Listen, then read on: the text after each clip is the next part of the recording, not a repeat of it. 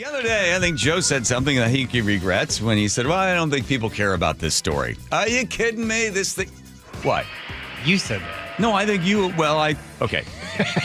I agreed, but you did say that. This. Joe Biden's health. This thing's going. This thing keeps going. It is the manipulation of the narrative and the context. This story has got big legs.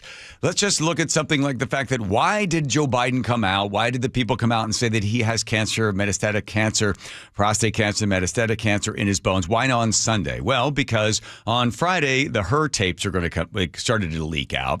That was the deposition that the president did in order to determine whether or not he knew that he was keeping, top secret information in his garage and other places like that. HER said, no, we're not going to charge him. We're not going to put him before a grand jury. We're not going to take him to court because he'll be a sympathetic character, an elderly man with a failing memory. And at that point, remember right after that, HER made those comments. Of course, everybody blasted him. Everybody in the White House went after him. Kamala Harris did. Joe Biden did. Everybody screamed and yelled about how horrible this HER guy is. So they wanted to sort of damp down that fire. So, of course, Biden comes out with the story that he's sick on Sunday, even though they've known for a very, very, very, very, very, very long time, because they also knew the other story was going to be hitting, which was going to be the brand new book, right? Everybody talking about the book. So now that the book is out and people are starting to read through it to determine, wow, look at all the stuff that they were keeping from all of us. How did we miss this? The media has taken the weirdest move on this. Like, I cannot believe that we didn't know about this. Boy, those people in the White House, they sure were good about keeping us away from the truth. Julian Castro, during a 2019 debate, had this to say. They do not have to buy in. You just said that. Here's Castro. Now listen to what he says about Biden. This is 2019. You just said that 2 minutes ago. You just said 2 minutes ago that they would have to buy in. You said they would have to buy in. Have to buy in. If she qualifies are you forgetting what you said 2 minutes ago? Listen to the audience reaction. Listen to the reaction. So you ready? Are you forgetting what you said? Listen. 2 minutes ago? Are you forgetting already what you said just 2 minutes ago? I mean, I can't. Why is the audience reacting that way? Because it's a death blow, right? He's basically Castro standing up there saying, you're old, which everybody knows, and you're losing it, which a lot of people knew as well, but nobody wanted to say anything. And then right after Castro made that comment, the Democratic Party and the media went after him. Will he ever be able to come back from this horrible comment that he made about Joe Biden, charging him with ageism? And Castro's career is basically over because he said something terrible about Joe Biden. He knew it, and everybody else knew that Joe Biden was failing. But for somehow that great, powerful group of people that are in the White House were able to keep it from every single journalist out there. Well, Jon Stewart's not buying any of it.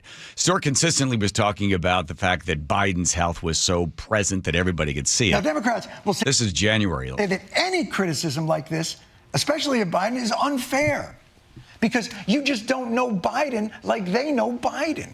President Biden, who I've been around numerous times just in this last year, is sharp, he's focused, he's bright. He is sharp, intensely probing, and detail-oriented and focused. This is a man who is sharp, who is on top of his game, who knows what's going on. He's smart. He's on his game. I was in almost every meeting with the president, and the president was in front of and on top of it all, coordinating and directing leaders who are in charge of America's national security, not to mention our allies around the globe.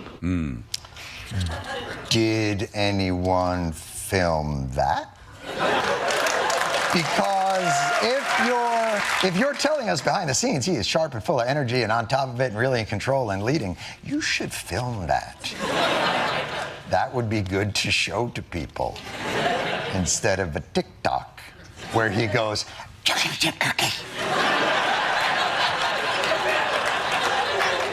in 2021, 43% of Americans believe that Joe Biden was mentally sharp. And that had been dropping about 8 points previous to the other poll that was taken. Everybody knew it. Everyone knew it.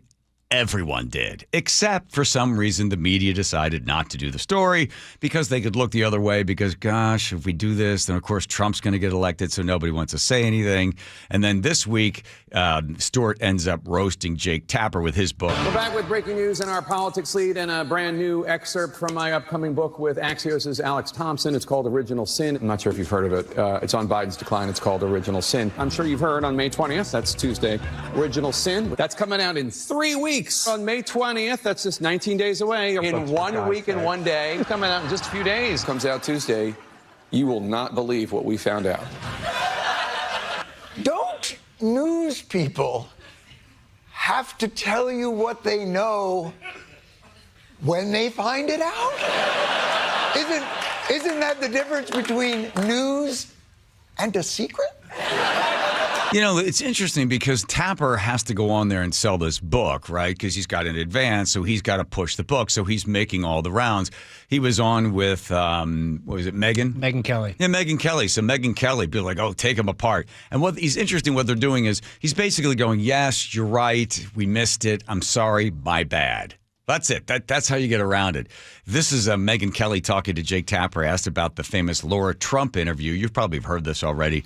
Was the Trump thing, was this from like 2020? I think 20 or 2021. No, I think it was more like 2021, maybe 2022. Yeah, okay. So here's Jake Tapper and Laura Trump. We'll start with the Laura Trump issue that you referred. Here it is. This happened in 2020. 2020. Oh, yeah. Joe Biden, as we all know, has worked to overcome a stutter. How do you think it makes little kids with stutters feel when they see you make a comment like that?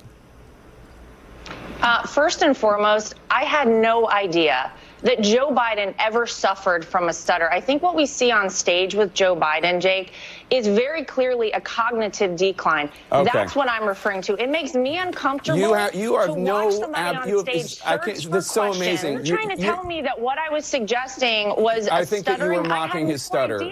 Yeah, I think you were mocking his stutter, and I think you have absolutely no standing to diagnose somebody's cognitive decline. And it's very concerning to a lot of people that this could be the leader of the free world. Okay. That is all I'm saying. I genuinely feel Laura sorry Trump. for Joe Biden. I appreciate it. I'm sure it was from a place of concern. We all believe that. Laura Trump, thank you so much. Do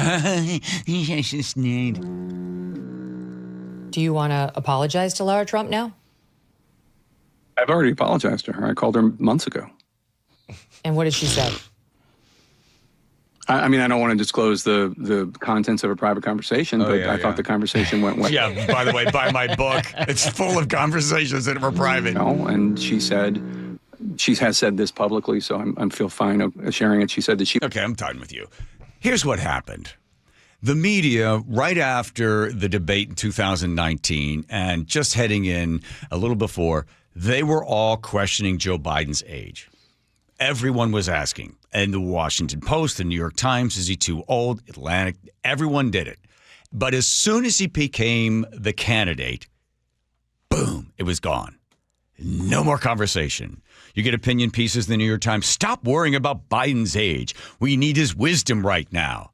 Then everybody switched. Once they realized, ooh, wow, he's the candidate, don't bring it up anymore. And if you did bring it up, then you were, ageist and you were just a horrible human being, or you were accusing somebody of making fun of somebody's stutter.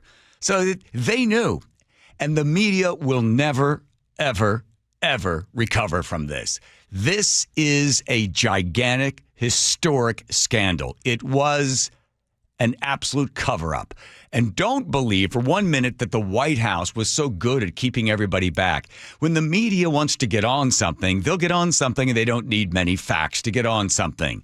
Russiagate, do we need to find out where the Steele dossier came from? Not really. We can just pound away at this Russia stuff. There is a type of behavior in media, which is blood in the water. As soon as they get the sense that you are injured, they all jump on you. But they chose not to because they had such a fear that if they called it out and showed everybody and responded to what everybody else knew, 77% of Americans, at least 18 months before the election, knew that Joe Biden was too old. But the reason the media didn't want to deliver that story is because they were so afraid of Donald Trump. They believed in their hearts that if he was elected, he's a fascist, he's a Nazi, he's a horrible person. We can't possibly have him in the White House. So let's just cover everything up. And then finally, It was like the emperor's new clothes. That although the emperor was during the debate in June, we saw that he was standing there and he mentally in great decline. You can feel sorry for him if you'd like, but I don't necessarily, because I think somehow his own ego was involved in this whole thing. But finally, people said, hey, the emperor has no clothes. And then you have to deal with the fact that there's an emperor walking around nude. But the media itself, this is just one more nail in the coffin. And to have some like Jake Tapper on there talking about like, oh, well, we missed it. We missed it. No, you defended him. Biden embraces his stutter, talking about it, while Trump mocks it, exaggerates it, belittles it. He's sharp physically. I mean, mentally. Yeah. I think the question is physically, right? Right. More so? Right. Right. And the guy who's his chief opponent is only 3 or 4 years younger than him. Exactly. I mean, you have questioned President Biden's age, mental fitness, ability to lead. Of those supporting Biden, you said, quote, shame on all of you pretending everything is okay. You're leading us and him into a disaster. Do you worry that you damaged him at all? I don't doubt that you got hugs and handshakes behind closed doors today, and maybe even publicly, some of them because they like you personally. But I've heard a lot of really nasty stuff about you from your Democratic colleagues. Sure. I mean, just like, what is he thinking? Exercise in narcissism. I mean, false claims to the Wall Street Journal about President Biden's mental fitness and acuity. He's 81, and his memory, it doesn't seem great. It's not horrible, but I don't understand the outrage. Quote, behind closed doors, Biden shows signs of slipping, unquote. The Wall Street Journal is owned by News Corp, which is run by the Murdochs. Beyond. So the Wall Street Journal did this giant piece, and they talked to all these people behind the scenes. I think this was in April or May, if memory serves. And here's Jake Tapper saying, oh, the Wall Street Journal this, but don't forget they're owned by the Murdochs. He is part of it, right? It's like killing somebody and then saying, I'll find out who. It's O.J. Simpson. I'm never going to rest until I find out who killed my wife.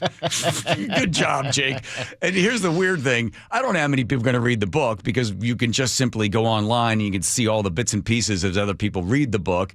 But, and who will buy it? Because the Republicans and the conservatives and independents have known for years that this guy was mentally not there. They knew that the media was covering up. So what information is Jake giving to anybody that is news to anyone? What's news is the fact that there is no news. Everybody knew it, and now you're writing a book about it. The only new part of it is the lengths in which they went to cover up. What I want to find out is, did they give him methamphetamines? How was he able to speak during the State of the Union address? Where was he going during the weekends? When every single weekend would he go to Delaware? Was he getting a medical treatment? And when did his doctors know, and why did they not give him a prostate test?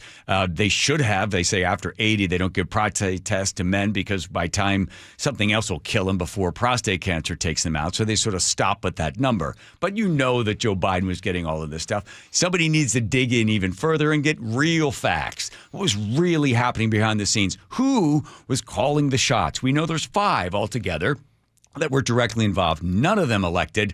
None of them are held accountable for the behavior and the choices that they made. Who put these laws in effect? We know it wasn't Joe Biden. One interesting piece of the story that came out, Tapper's book, is the fact that when they would have cabinet meetings, they were all scripted. They would have 2 cameras at them as well, and the questions would all be given ahead of time to the president.